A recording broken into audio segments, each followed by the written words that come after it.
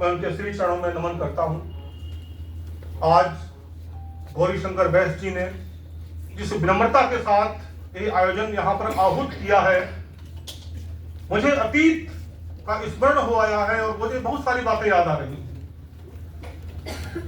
अब संक्षेप में अपनी बात जब मैं कहूँगा, लेकिन मैं भुला नहीं सकता जो विशिष्ट कार्य लखनऊ में होते रहे हैं, व्यक्तिगत रूप से होते रहे। कभी यहाँ बाल साहित्य संस्थान हुआ करता था और जो विनोद चंद्र पांडे विनोद जी ने स्थापित किया था। वो एक रचना जरूर कहा करते थे। अभी हमारे मित्र भी आए थे, उन्होंने भी वो उद्धृत की थी यहाँ पर, जब अपना वक्तव्य आरंभ करते थे कि न भाषा है, न शैली है, न कविता सार गर्भित है, हृदय का प्रेम है जो आपको सादर समर्पित है।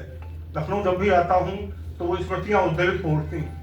अनेक आयोजन ऐसे मेरे स्मरण में हैं जहां लोग अपने परिजनों की स्मृति में आयोजन करते हैं, सम्मान समारोह करते हैं। लेकिन बाल साहित्य के पुरखों को याद करना, उनको अपने पूर्वज के रूप में उनकी स्मृति को प्रणाम करते हुए रचनाकारों को सम्मानित करना, मैं समझता हूं कि ऐसा आयोजन संभवतः पहली बार हो रहा है। बहुत से आयोजन सरकारी स्तर पर तो होते हैं, लेकिन व्यक्तिगत स्तर पर ऐसा आयोजन, इसके लिए विनम्र जी की सराहना की जानी चाहिए, विनम्र जी का धन्यवाद किया जाना चाहिए और विनम्र जी से प्रेरणा लेनी चाहिए।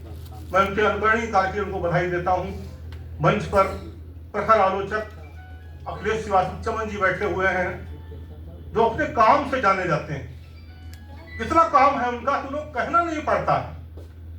द्वारिका प्रसाद महर्षि जी की एक कविता है, ढम ढम ढम, लाठी लेकर भालू आया छम छम छम, ढोल बजाता बंदर आया ढम ढम ढम।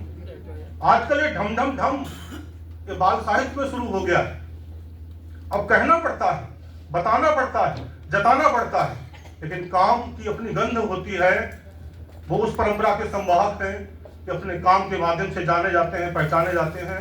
मैं उनको भी नमन करता हूँ। सतीश भगत जी, जो वास्तव में बिहार से यहाँ पर उपस्थित हुए हैं, उनका भी वंदन अभिनंदन करता हूँ और विशेष रूप से आप सभी को सर झुकाकर प्रणाम करता हूँ, क्योंकि एक मंच इधर है, एक मंच सम्मुख भी है। मैं आयोजनों को याद कर रहा था, गुरुचंद पांडे जी को याद कर रहा था, तो मुझे याद आ रहा था बाल साहित्यकार संघ, जिसकी स्थापना उस जमाने में हुई थी जब निरंकार सेवक सोहनलाल द्विवेदी, चंद्रपाल सिंह यादव, मयंक, विष्णुकांत पांडे जी मुझे याद आते हैं। इसी हिंदी संस्थान में जब उन्होंने एक पत्रक वितरित किया था, उत्तर प्रदेश मेरा, मैं उत्तर प्रदेश का, उसमें उस आयोजन का उल्लेख था। ऐसे आयोजन होने चाहिए, क्योंकि बाल साहित्य की धारा अविरल है और उसको केवल बच्चों का मान लेना। राष्ट्रपति जी बड़ी सी बात कहते थे कि बाल साहित्य सबके लिए है और विशेष रूप से बड़ों के लिए है। बड़े पहले पढ़ेंगे, तब वो गढ़ेंगे, तब वो जानेंगे, पहचानेंगे, मूल्यांकन करेंगे कि वास्तव में बच्चों के देने के योग्य है भी या नहीं है। क्योंकि आजकल तो सोशल मीडिया का युग है, लेखन के लिए पुरस्कार मिलते हैं, आज पुरस्कार के लिए लेखन हो रहा है। ऐसे में बाल साहित्य में बहुत कुछ ऐसा आ रहा है जो बाल साहित्य के नाम पर बाल साहित्य है। ऐसे बाल साहित्य को परखना बहुत आवश्यक। ये काम बड़े ही कर सकते हैं। पहले भी स्वतंत्र रूप से जब बाल साहित्य नहीं लिखा जाता था तो दादी नानी यह तय कर लेती थी कि हमें देना क्या है, क्या छोड़ना है, क्या जोड़ना है, किस कहानी में कौन सा प्रसंग बताना है और कौन सा नहीं बताना है। बर्ट्रैंड रसेल ने बड़ी सी बात कही थी कि ज्ञान दो प्रकार के होते हैं, एक वो जो सबके लिए है और एक वो जो सबके लिए नहीं है। हमारे बच्चों के लिए वही ज्ञान अपेक्षित है। मैं समझता हूँ कि बाल साहित्य के माध्यम से ये जो पुनीत कार्य का आह्वान आज यहाँ से आरंभ हुआ है, उसके लिए बैस जी का मैं वंदन करता हूँ। ये दो पुस्तकें मेरे पास आई थी। भालू जी का मोबाइल पुस्तक मुझे बैस जी ने दी अभी, लेकिन उसकी एक कविता मुझे ऐसे ही याद है, बड़ी प्यारी एक कविता, आम पर, जहां आम कहता है बहुत सारे गुण हैं मेरे अंदर, लेकिन फिर भी मैं कहलाता आम। ये प्रयोग है, इसके लिए नमता जी की सराहना की जानी चाहिए। प्रयोग ये भी है, भालू दादा का मोबाइल पर एक पुस्तक है और मोबाइल किस तरीके से ऑस्ट्रेलिया में प्रतिबंधित कर दिया गया बच्चों के लिए। भारत देश में भी इसकी अपेक्षा है। मोबाइल के नाम पे कितने सारे प्रकरण सुनने को मिल रहे हैं जहां बच्चा विद्रोही हो गया, बच्चा अमानुषिक हो गया, बच्चा विरोध कर रहा है, यहां तक कि बच्चों के माध्यम से मारकाट की घटनाएं सुनने को मिलती हैं। ऐसे प्रसंग सुनने को मिलते हैं। माँ कहती है अंकल जी आए हैं इनको नमस्ते करो, और बच्चा पूछता है फिर मोबाइल दोगी? ये कौन से युग में जा रहे हैं हम लोग? बहुत कुछ विचारणीय है। आज का युग जब हमारा बच्चा लव माने प्यार जान रहा है, वो लव राम पुत्र को भूल गया है कि राम के पुत्र लव थे जिन्होंने अश्वों के घोड़े को बांध दिया था। उन चरित्रों से जोड़ना है, अपनी भारतीय संस्कृति की ओर बच्चे को मोड़ना है। तो मैं समझता हूँ बाल साहित्य बहुत अपेक्षित है, उसकी ओर ध्यान दिया जाना चाहिए। नीलम राकेश दीदी यहाँ पर बैठी हुई हैं, क्योंकि बात व्यक्तिगत रूप से आयोजनों की हो रही थी, मैं उनका नाम भूला नहीं सकता। आज से शायद मैं अगर भूल रहा हूँ, मुझे ठीक से याद नहीं है, 10 वर्ष हो गया कि 12 वर्ष हो गया, संभवतः 15 में कार्यक्रम हुआ था, 11 वर्ष हो गया। 11 वर्ष पहले उन्होंने एक आयोजन लखनऊ में किया था, और इसमें बाल साहित्य के अनेकानेक लेखक, कृष्ण कुमार अस्थाना जी विश्व की सर्वाधिक प्रसारित बाल पत्रिका के संपादक, वो भी उस आयोजन में आए थे, और उस आयोजन के माध्यम से एक परंपरा यहाँ पर प्रारंभ हुई थी। ऐसी परंपराएं चलती रहें। मैं समझता हूँ कि आज ये जो आयोजन जिस प्रकार से विनम्र जी ने आहूत किया है, हमें विनम्र जी को विश्वास दिलाना चाहिए कि अब आप अकेले नहीं हैं। बंगला में बोलते हैं जल तेरे डाक सुने क्यों ना तो वह अगला चलो रे, लेकिन नहीं, आप अकेले नहीं हैं। हमें सोहनलाल द्विवेदी का स्मरण करते हुए हमें उनको विश्वास दिलाना पड़ेगा। वंदना के इन स्वरों में एक स्वर मेरा मिला लो। हमें अपना स्वर उनके साथ संवेद करना है, जिनकी स्मृतियों में सम्मान दिए जा रहे हैं। संयोग से मेरी भी चर्चा बैस जी से हुई, मुझे वो छवियां याद आ रही हैं। मेरा सौभाग्य है कि उन सभी से मिला हूँ, पांडे जी से मिला हूँ।